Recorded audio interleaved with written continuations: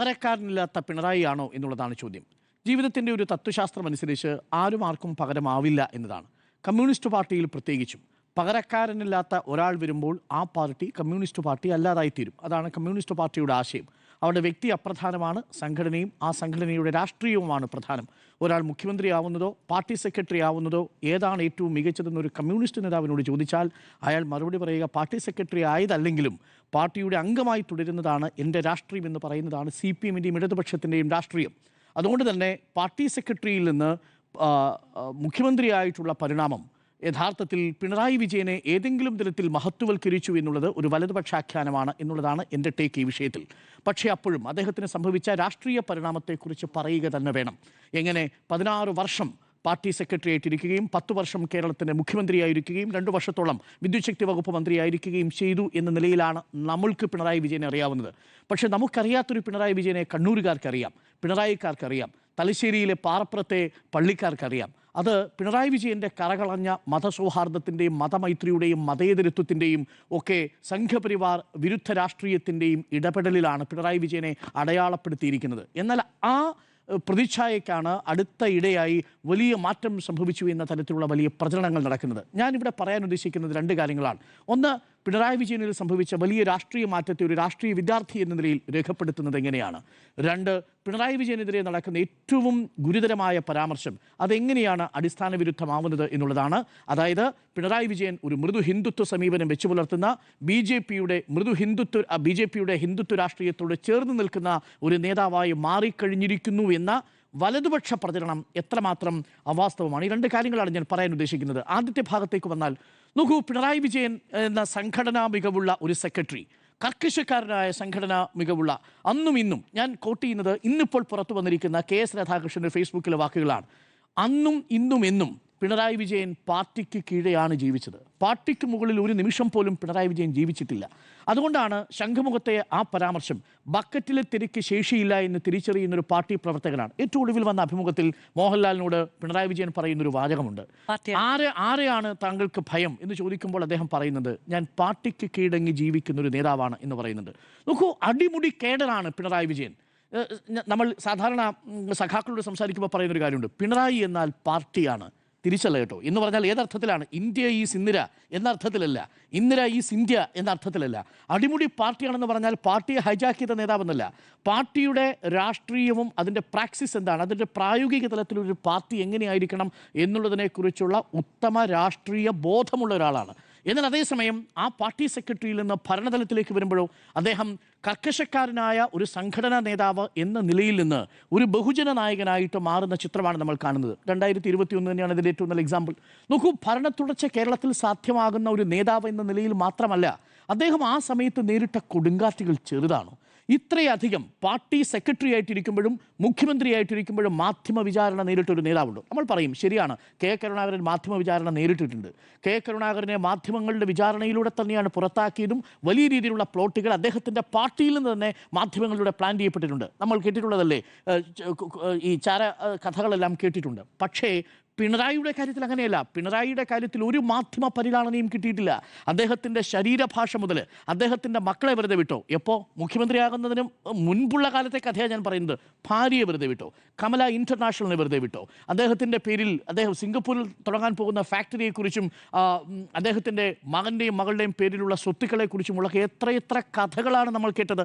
Party secretary ആയിരിക്കുന്ന നിമിഷം മുതൽ മാധ്യമങ്ങൾ ലക്ഷ്യം വെച്ച ഒരു നേതാവാണ് യഥാർത്ഥത്തിൽ പിണറായി എന്നുള്ളത്. മുഖ്യമന്ത്രിയാകുന്നതിന് മുൻപ് തന്നെ പിണറായിയെ മാധ്യമങ്ങൾ ലക്ഷ്യം വെച്ചിരുന്നു എന്നുള്ളതാണ് നമ്മളെല്ലാവരും അറിയുന്ന കഥയാണ്. ലാവ്ലിൻ കേസ് വരുന്നത് എങ്ങനെയാണ്? 2 വർഷക്കാലം വിദ്യുച്ഛക്തി വകുപ്പ് മന്ത്രിയായിരിക്കുമ്പോൾ കേരളം കണ്ട ഏറ്റവും മികച്ച വൈദ്യുതി വകുപ്പ് മന്ത്രിമാരിൽ പ്രധാനപ്പെട്ടയാളല്ലേ പിണറായി വിജയൻ? ഏറ്റവും പ്രധാനപ്പെട്ട തീരുമാനങ്ങൾ എടുത്തില്ലേ? ഒടുവിൽ ഉമ്മൻചാണ്ടിക്ക് പോലും മാധ്യമങ്ങളുടെ മുന്നിൽ വെച്ച് പറയേണ്ടി വന്നില്ലേ, ഞാൻ വിജിലൻസ് അദ്ദേഹത്തെ കുറ്റവിമുക്തനാക്കിയതാണ്, പക്ഷേ നിങ്ങൾ നിരന്തരമായി സംശയം ചോദിച്ചപ്പോൾ, നിങ്ങൾ നിരന്തരമായി ചോദ്യം ചോദിച്ചപ്പോൾ ആ സംശയം ഒഴിവാക്കാൻ വേണ്ടിയാണ് ഈ കേസ് CBIക്ക് വിടാൻ തീരുമാനിച്ചത്. പറയുന്നത് ആരാ? ഉമ്മൻചാണ്ടി പറയുകയാണ് ലാവ്ലിൻ കേസിൽ. ആ ലാവ്ലിൻ കേസ് CBI കോടതി എടുത്ത് തൊട്ടിക്കളഞ്ഞില്ലേ? വിജിലൻസ്, ഉമ്മൻചാണ്ടിയുടെ വിജിലൻസിൽ തന്നെ അന്വേഷണം നടത്തി ഒരു തെളിവും കണ്ടെത്താൻ കഴിയില്ലെന്നും അടിസ്ഥാനരഹിതമാണെന്നും കണ്ടെത്തിയില്ലേ? സുപ്രീം കോടതിയിൽ ഒരു സാമ്പത്തിക ലാഭം ഉണ്ടാക്കിയിട്ടില്ല എന്ന് സുപ്രീം കോടതി നിരീക്ഷിച്ചില്ലേ? എന്നിട്ടും ആ കേസ് CBI കോടതി വെറുതെ വിട്ട കേസ്, കുറ്റപത്രം നിൽക്കില്ല എന്ന് പറഞ്ഞ കേസ് ഇപ്പോഴും വെച്ചിരിക്കുക CBI. രാഷ്ട്രീയമായ മനോരമ മുഖപത്രം നോക്കൂ, വളരെ പ്രധാനപ്പെട്ട കാര്യമാണ്. നാളിതുവരെ, അതായത് മനോരമയുടെ തന്നെ കോട്ടിലൂടെ പറഞ്ഞാൽ സംഘടനാ നേതാവായി അദ്ദേഹം ഉയരുമ്പോൾ മനോരമ കൊടുത്ത ടൈറ്റിൽ ഇപ്പോഴും നമ്മുടെ മുന്നിലില്ലേ? മിന്നൽ പിണറായി എന്നാണ് ടൈറ്റിൽ കൊടുക്കുന്നത്. ആ പിണറായിയെക്കുറിച്ച് തുടർച്ചയായിട്ട് അവാസ്തവങ്ങൾ പലതും പ്രചരിപ്പിച്ചതും നിർഭാഗ്യവശാൽ അതേ പത്രമാണ് എന്നുള്ളതാണ് വളരെ കൗതുകകരമായ കാര്യം. എവിടെയാണ് കമല ഇന്റർനാഷണൽ നമ്മൾ കണ്ടത്? എവിടെയാണ് അദ്ദേഹത്തിന്റെ PAയുടെ കാറ്റാടിപ്പാടത്തെക്കുറിച്ചുള്ള വാർത്ത വന്നത്? ഇതെല്ലാം അവാസ്തവങ്ങളെ. ആഡംബര വീടിന്റെ ചിത്രം പോലും കൊടുത്തില്ലേ? കേരളത്തിൽ ഏതെങ്കിലും ഒരു പാർട്ടി സെക്രട്ടറിയുടെ വീടിനെ കുറിച്ച് തെറ്റായൊരു നിലയിൽ പ്രചരണം നടന്നിട്ടുണ്ടോ പിണറായിയുടേതല്ലാതെ? അപ്പോൾ മുഖ്യമന്ത്രി ആകുന്നതിന് മുമ്പുള്ള കാര്യമാണ്. മുഖ്യമന്ത്രി ആകുന്നതിന് മുമ്പ് ഇത്രയധികം മാധ്യമ വിചാരണയ്ക്ക് വിധേയനായ ഒരു പാർട്ടി സെക്രട്ടറി ഇല്ല തന്നെ. രണ്ടാമത്, അദ്ദേഹം അതിനുശേഷം വരുന്ന അദ്ദേഹത്തിന്റെ ഗവേണൻസിനെ കുറിച്ച് കൂടി പറഞ്ഞു തന്നെ പോകണം. കൊടുങ്കാറ്റുകളുടെ നടുക്കാണ് അദ്ദേഹം പരീക്ഷണങ്ങളെ നേരിട്ടത്. രാഷ്ട്രീയ പരീക്ഷണമായിട്ടൊരു ഭാഗത്ത് അദ്ദേഹത്തിനെതിരെ ഉയർന്നിരിക്കുന്ന ആരോപണങ്ങൾ. എന്തൊക്കെ ആരോപണങ്ങൾ? നയതന്ത്ര ബാഗിലെ സ്വർണ്ണക്കടത്ത്, സ്വപ്ന സുരേഷുമായി ബന്ധപ്പെട്ട സ്വർണ്ണക്കടത്ത്, ഈന്തപ്പഴത്തിലെ സ്വർണം, ബിരിയാണി ചെമ്പിലെ സ്വർണം, അങ്ങനെ തുടങ്ങി സ്വർണ്ണക്കടത്തുമായി ബന്ധപ്പെട്ട, ലൈഫ് മിഷനുമായി ബന്ധപ്പെട്ട്, ഈ സർക്കാരിൻ്റെ ഏറ്റവും വലിയ ഫ്ലാഗ്ഷിപ്പ് പ്രോഗ്രാമുമായി ബന്ധപ്പെട്ട് അദ്ദേഹത്തിനെതിരെ പ്രതിപക്ഷമുയർത്തിയ ആരോപണ കൊടുങ്കാറ്റുകൾക്കിടയിലാണ് നിപ്പ വരുന്നത്, പ്രളയം വരുന്നത്, കോവിഡ് വരുന്നത്. ഈ മൂന്ന് കാര്യങ്ങളും അപ്പോൾ ഒരേ സമയം ഒരു ഭരണാധിപൻ എന്ന നിലയിൽ ഭരണപരമായ വെല്ലുവിളികൾ കൊടുങ്കാറ്റ് പോലെ വരുന്നു. അതിൽ കോവിഡ് പോലെ ലോകം മുഴുവൻ വിറങ്ങലിച്ചു നിൽക്കുമ്പോഴും അവിടെ ജനങ്ങളുടെ മുന്നിലേക്ക് വന്ന് അദ്ദേഹത്തിൻ്റെ മെറ്റമോർഫോസിസ്, അദ്ദേഹത്തിൻ്റെ മാറ്റം എന്നുള്ളത് ഒരു കർക്കശക്കാരനായ ഒരു മികച്ച ഭരണാധികാരി എന്ന നിലയിൽ നിന്ന് മാറി ബഹുജന നായകനായി വരുന്നു. അദ്ദേഹത്തെ പാർട്ടിക്കും അപ്പുറമുള്ള മനുഷ്യർ ചേർത്ത് പിടിക്കുന്ന കാഴ്ച കണ്ടു. അദ്ദേഹത്തിൻ്റെ വൈകുന്നേരത്തെ കോവിഡ് കണക്കുകൾ അവതരിപ്പിക്കുന്നത് കേൾക്കാൻ വേണ്ടി പ്രേക്ഷകർ വരുന്ന കാഴ്ച കണ്ടു. പ്രേക്ഷകർക്കറിയാമോ, അന്ന് നമ്മൾ ടെലിവിഷൻ ചാനലിൻ്റെ റേറ്റിംഗ് ചാർട്ട് എടുത്ത് നോക്കുമ്പോൾ അന്ന് റേറ്റിംഗ് ചാർട്ട് ബാർക്ക് യഥാർത്ഥത്തിൽ രണ്ടാമത് പബ്ലിഷ് ചെയ്ത് തുടങ്ങുന്ന സമയമാണ്, ഹോൾഡ് ചെയ്തിരിക്കുന്ന സമയമാണ്. പക്ഷേ അന്നത്തെ യൂട്യൂബുകളിലടക്കം വലിയ തിരക്കിലുണ്ടായി. അന്നത്തെ എൻ്റർടൈൻമെൻറ്റ് പ്രോഗ്രാമിനേക്കാൾ കൂടുതൽ ആളുകൾ 6 മണിക്കുള്ള അഭിമുഖം കാണാൻ വേണ്ടിയിട്ട് വരുന്ന ഒരു സാഹചര്യം ഉണ്ടായിരുന്നു. ആ കമ്മ്യൂണിക്കേഷനിലൂടെ വീട്ടിലെ കൊച്ചുകുട്ടി പോലും മുഖ്യമന്ത്രി പിണറായി വിജയൻ്റെ വാക്കുകളെ അനുകരിച്ചു തുടങ്ങുന്ന ഒരു കാലമുണ്ടായിരുന്നു. ആ കണക്കുകൾ പറഞ്ഞാണ് അദ്ദേഹം തുടങ്ങി. അതൊരു ശൈലി പ്രയോഗമായിട്ട് മാറുന്നു. ഇവിടെ അദ്ദേഹം ഒരു മികച്ച ഭരണാധിപൻ, കർക്കശക്കാരനായ സെക്രട്ടറി എന്ന നിലയിൽ നിന്ന് ഒരു ബഹുജന നായകനായിട്ട് മാറുന്ന കാഴ്ച കണ്ടു. പക്ഷേ 2021 അതുകൊണ്ടാണ് ഭരണത്തുടർച്ച സ്വാഭാവികമായിട്ടും സംഭവിക്കുന്നത്. അതിനുശേഷം ഇങ്ങോട്ട് വീണ്ടും അദ്ദേഹം മറ്റൊരു ഫേസിലേക്ക് കടക്കുകയാണ്. അവിടെ നിന്നും വലിയ വികസന പ്രോജക്റ്റുകളുടെ നായകൻ എന്ന പേരിലാണ്. ആദ്യഘട്ടത്തിൽ അദ്ദേഹത്തെ മികച്ച ഭരണാധികാരി എന്നും ക്രൈസിസ് മാനേജർ എന്നുമാണ് അടയാളപ്പെടുത്തിയതെങ്കിൽ രണ്ടാം പിണറായി സർക്കാരിനെ ലീഡ് ചെയ്യുന്നത് ഒരു ഡെവലപ്മെൻറ്റ് സിമ്പലായിട്ടാണ്. അദ്ദേഹത്തെ തന്നെ അദ്ദേഹവും പാർട്ടിയും സർക്കാരും അടയാളപ്പെടുത്താൻ പോകുന്നതും ഈ തെരഞ്ഞെടുപ്പിൽ ഉപയോഗിക്കാൻ പോകുന്നതും വികസന നായകൻ എന്ന അർത്ഥത്തിൽ കൂടിയാണ് എന്നുള്ളതാണ് അദ്ദേഹത്തിൻ്റെ 1 ലക്ഷത്തിലധികം കോടിയിലധികം വരുന്ന കിഫ്ബി പദ്ധതികളുടെ വികസന പദ്ധതികൾ നമ്മുടെ നാട്ടിൽ അവിടെയും അങ്ങോളം ഇങ്ങോളമുണ്ട്. അത് നമുക്ക് നേരിട്ടറിയാവുന്നതുമാണ്. ഇതാണ് അവിടെ നിൽക്കുന്നത്. പക്ഷേ എനിക്ക് പറയാനുള്ളത്, രണ്ടാമത്തെ ഭാഗത്ത് പറയാനുള്ളത്, പക്ഷേ ഈ ഘട്ടത്തിലും പിണറായി വിജയൻ എങ്ങനെയാണ് ക്രൂശിക്കപ്പെടുന്നതെന്ന് നോക്കൂ. ഒന്നാം പിണറായി സർക്കാരിൻ്റെ കാലത്ത് എങ്ങനെയാണോ സ്വർണ്ണക്കള്ളക്കടത്തുമായി ബന്ധപ്പെട്ട പ്രചരണത്തിൽ വലിയ കൊടുങ്കാറ്റുയർത്തി പിണറായി വിജയനെ നേരിട്ടത്, അതേപോലെ ഇപ്പോൾ നടത്തുന്ന പ്രചരണം എന്ന് പറയുന്നത് മൃദു ഹിന്ദുത്വത്തോട് ചേർന്ന് നിൽക്കുന്ന പിണറായി വിജയനാണ്. നരേറ്റീവ് ഇങ്ങനെയാണ്. അന്ന് ന്യൂനപക്ഷ പ്രേമമായിരുന്നുവെങ്കിൽ ഇന്ന് ന്യൂനപക്ഷ പ്രേമം ലോക്സഭാ തെരഞ്ഞെടുപ്പിലും തദ്ദേശ തെരഞ്ഞെടുപ്പിലും പരാജയപ്പെട്ടപ്പോൾ പകരം അത് ഭൂരിപക്ഷ പ്രേമമായിട്ട് മാറിയിരിക്കുന്നു എന്നുള്ളതാണ്. അത് വാസ്തവമാണോ എന്ന് മാത്രം ഞാൻ 2 മിനിറ്റ് കൊണ്ട് പറഞ്ഞ് അവസാനിപ്പിക്കാം.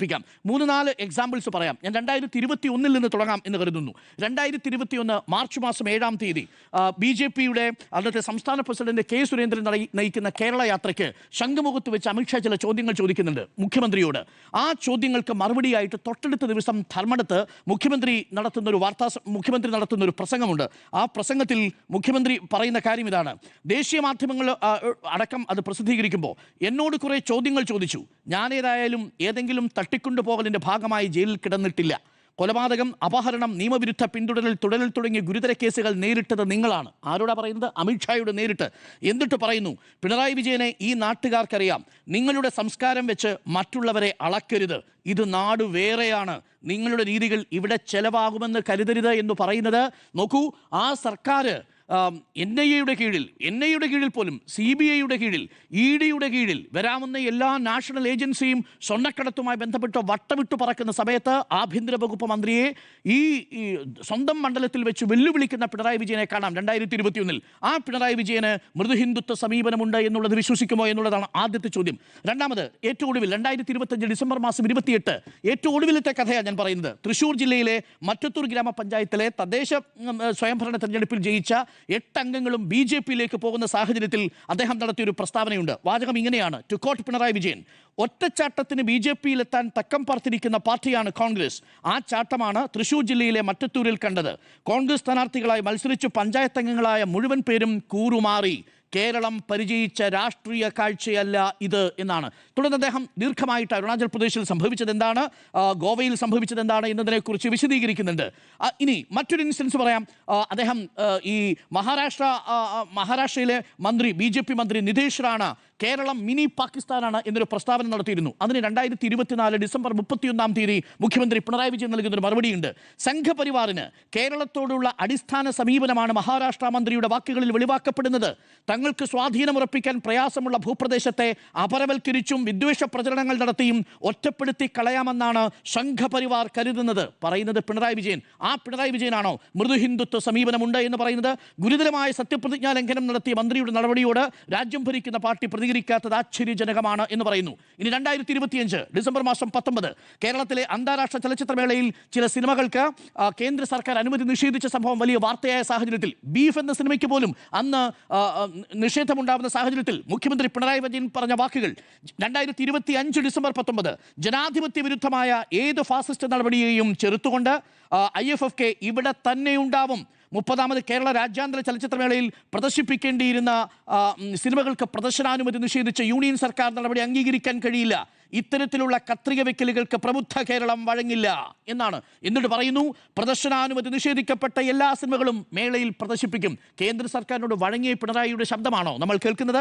2025 ഡിസംബർ 18 മഹാത്മാഗാന്ധി ദേശീയ തൊഴിലുറപ്പ് പദ്ധതിയുടെ പേരും ഘടനയും മാറ്റാനുള്ള തീരുമാനത്തോട് മുഖ്യമന്ത്രി പിണറായി വിജയന്റെ പ്രതികരണം. സംഘപരിവാറിന് ഗാന്ധി എന്ന പേരിനോടും ആശയത്തോടും എത്രത്തോളം വിദ്വേഷമുണ്ടെന്ന് ഈ പേരുമാറ്റത്തിലൂടെ വ്യക്തമാണ് എന്നുള്ളതാണ്. സംഘപരിവാറിനെതിരെ തീർന്നില്ല. ഇനി ഗണഗീതം ആലപിച്ചല്ലോ നമ്മുടെ വന്ദേ ഭാരതിൽ 2025 നവംബർ മാസം 8 അന്ന് മുഖ്യമന്ത്രി നടത്തിയ സ്റ്റേറ്റ്മെന്റ് ഇങ്ങനെയാണ്: ദക്ഷിണ റെയിൽവേയുടെ നടപടി അങ്ങേയറ്റം പ്രതിഷേധാർഹമാണ്. അപരമത വിദ്വേഷവും വർഗീയ വിഭജന രാഷ്ട്രീയവും നിരന്തരം പ്രസരിപ്പിക്കുന്ന RSSന്റെ ഗാനം വന്ദേ ഭാരതിന്റെ ഔദ്യോഗിക പരിപാടിയിൽ ഉൾപ്പെടുത്തിയത് ഭരണഘടനാ തത്വങ്ങളുടെ ലംഘനമാണ് എന്നുള്ളതാണ്. ഇത് തീവ്ര ഹിന്ദുത്വ രാഷ്ട്രീയത്തിന്റെ ഒളിച്ചുകടത്തലാണ് വന്ദേ ഭാരതത്തിന്റെ ഉദ്ഘാടന ചടങ്ങിൽ കണ്ടത് എന്നാണ്. ഇതാണോ തീവ്ര ഹിന്ദുത്വ ആശയത്തിലേക്ക് പിണറായി വിജയൻ പോയി എന്ന് പറയുന്നവർക്ക് പറയാനുള്ളത്?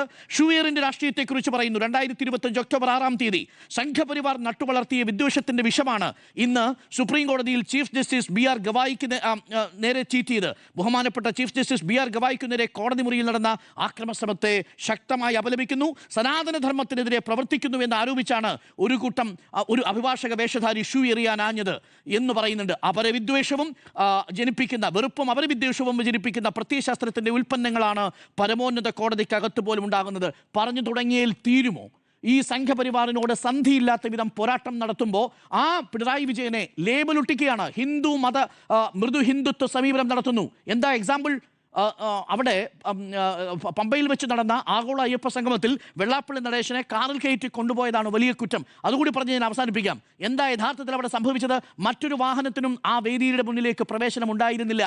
പ്രേക്ഷകർ പമ്പയിൽ ഗസ്റ്റ് ഹൗസിൽ പോയിട്ടുണ്ടെങ്കിൽ അറിയാം, ആ ഗസ്റ്റ് ഹൗസ് കഴിഞ്ഞ് താഴേക്ക് ഇറങ്ങി വന്ന് ഈ സ്ഥലം വരെയുണ്ട്. ഏകദേശം ഒരു 300-400 മീറ്റർ ഉണ്ട്. ആ സമയത്താണ് ഏകദേശം 90 വയസ്സുള്ള വെള്ളാപ്പള്ളി നടേശൻ നടന്നു പോകുന്നത് കണ്ടപ്പോൾ മുഖ്യമന്ത്രി കാറിൽ കയറാനായിട്ട് പറയുന്നു.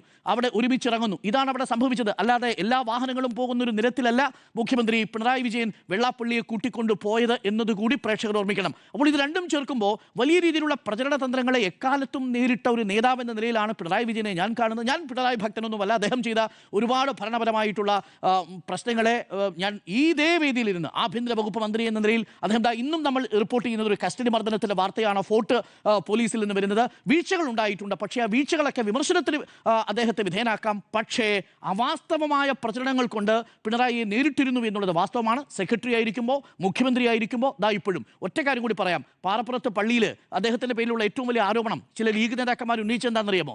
തലശ്ശേരി പള്ളി പൊളിച്ചതിൽ അദ്ദേഹത്തിന്റെ സഹോദരന് പങ്കുണ്ട് എന്നുള്ളതാണ്. പച്ച കള്ളമാണ്. അതന്വേഷിച്ച കമ്മീഷൻ റിപ്പോർട്ട് നമ്മുടെ കയ്യിലുണ്ട്.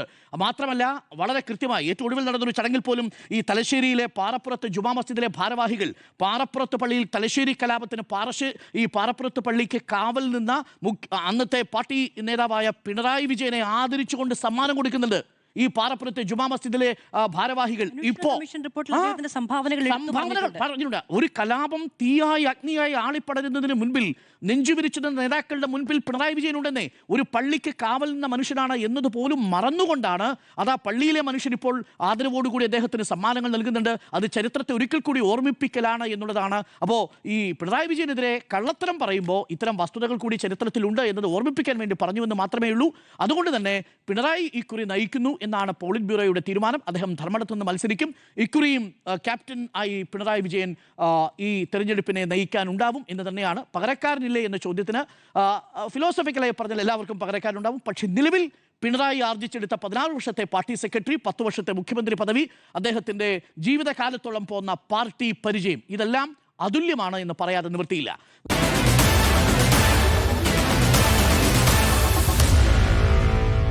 Meet the editors.